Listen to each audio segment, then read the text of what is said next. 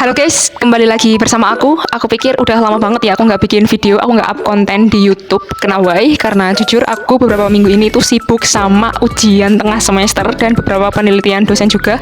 Karena aku diminta untuk join di riset mereka. Dan ya, as you see me guys, aku di sini hari ini up konten lagi untuk diriku sendiri dan juga untuk kalian. Seperti biasa, hai kenalin, aku Aralin, Gen Z 20-an yang lagi di fase memperluas zona nyaman dengan mulai konten.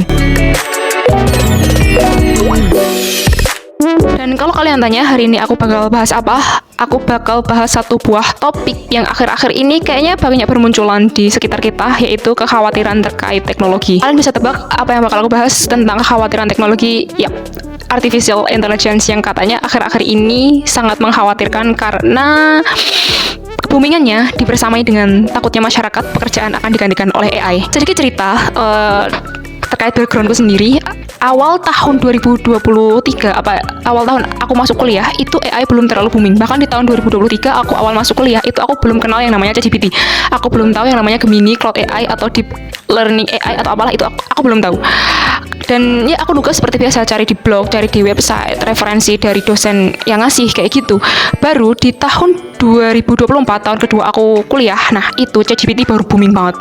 Ada Cloud AI, ada Gemini, ada Grok, ada Deep AI yang DeepSeek, ya bener DeepSeek yang keluaran Cina itulah yang katanya bisa menyaingin ChatGPT. Dan barulah di tahun 2024 itu aku suka banget pakai AI buat nugas. Rasanya gimana? Rasanya enak lah. Kayak awalnya kita harus effort banget nyari jawaban dari sebuah soal kemana-mana, tapi setelah adanya AI tinggal kita lempar, suruh tolong jawab ini, udah kelar, jawabannya dapat.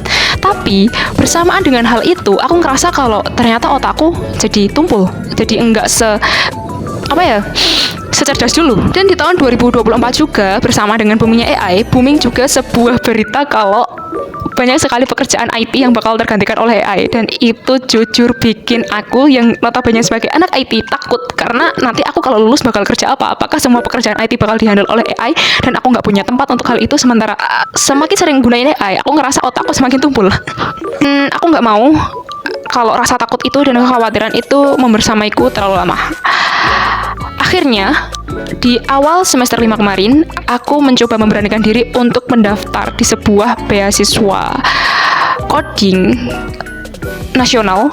Itu namanya Decoding Asah yang diadakan oleh sebuah lembaga pendidikan IT namanya Decoding. Itu udah terkenal banget kalau kalian mau search namanya Decoding.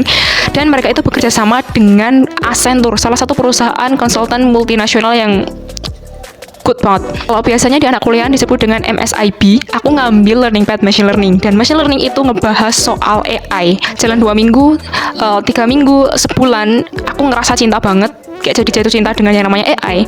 Dan karena tiap hari jadi ngulik dengan AI dan machine learning itu, aku jadi punya sebuah statement yang benar-benar aku tanamin di dalam diriku kalau aku nggak mau tergantikan oleh AI, maka aku harus belajar dan menguasai AI itu. Sampai sekarang itulah yang aku pegang. Dan ya, sekarang aku sama sekali nggak takut kalau tergantikan dengan AI. Karena aku pikir setelah aku mempelajari AI itu nggak akan bikin manusia menjadi bodoh. Itu enggak, selama kita pintar gunainnya. Selama kita pintar gunain AI, aku percaya AI bakal bantu kita banget, bakal bantu kita jadi jauh lebih pintar, dan bakal bantu kita jadi seorang yang superpower. Beberapa hari lalu aku itu nonton sebuah videonya Kak Najwa Shihab yang dia itu ngewawancarai Jensen Huang, CEO dari Nvidia. AI nggak akan menggantikan manusia, karena AI justru bakal bikin manusia menjadi superpower. Itu kata Jensen Huang. I think it discourages people from wanting to be successful. We should lower the expectations, lower the barrier for their success. And now you have AI to be your partner. Yeah. AI is going to make everybody superhuman. That's the idea. Just that it's the same idea as 300 years ago. If you would have said to somebody, you can run 10 times faster than a horse, nobody would believe that. Yeah. But yet everybody does. Everybody does today. I don't know one person who can't run 10 times faster than a horse. Just get on a car. And so it's completely superhuman to be able to do it. In the future, it's not going to be any more magical than that. You're going to have a computer that helps you become superhuman. You should take advantage of that computer to become superhuman. Lift yourself, lift your society, lift your village, lift your community, lift your country. Become superhuman. Bicara soal teknologi sendiri, ya benar, teknologi emang benar-benar sepenting itu di masa sekarang. Bahkan sekarang kesehatan udah terintegrasi dengan teknologi, medis terintegrasi dengan teknologi, pertanian terintegrasi dengan teknologi, peternakan, perikanan, banyak banget industri-industri yang udah mengadopsi teknologi. Kebanyakan anak-anak kuliah itu ditanya, kenapa kamu daftar informatika? Biasanya jawabannya biar keren aja karena masuk teknik, apalagi tekniknya informatika. Tapi jika mendalami, semakin dalam belajar IT, semakin dalam kalian serius dengan kuliah IT, kalian tuh bakal sadar kalau ternyata teknologi itu sangat dibutuhkan di masa sekarang dan juga di masa yang akan datang. Nggak cuma sebatas biar keren aja, enggak. Apakah AI bisa bikin manusia menjadi semakin bodoh atau tumpul otaknya?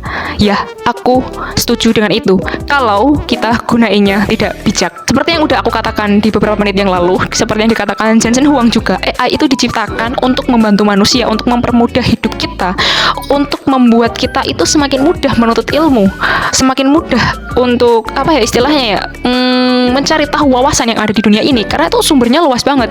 Dia itu gunain data, dan datanya itu diambil dari seluruh dunia.